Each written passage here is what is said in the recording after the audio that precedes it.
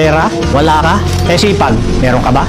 Baka wala ka rin, kaya wala kang asenso. Gusto mong yumaman pero lagi kang reklamo. Paano ka ba magkakapera kung tamad ka namang kumilos? Ang tagumpay, hindi yan lumalapit sa mga nakahilata. Kung gusto mong umasenso, galaw-galaw din pag may time. Hindi sapat ang panalangin lang. Samahan mo ng gawa. Dahil walang yumayaman sa puro pangarap lang. Lagi mong sinasabi, wala kang pera at ang hirap ng buhay. Pero kung titignan mo, ano ba ginagawa mo araw-araw?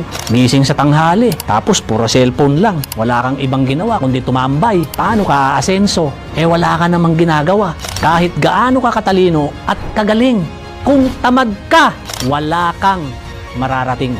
Magtrabaho ka, magsumikap ka, magtiis ka. Dahil ang mundo ng pera, sipag at tiyaga ang puhunan. Kung gusto mong umasenso, simulan mo yan sa mindset mo. Huwag kang umasa sa ayuda o tulong ng ibang tao. Maghanap ka ng extra income. Mag-aral ka at matutong dumiskarte. Tandaan mo na walang imposible sa taong porsigido at masipag.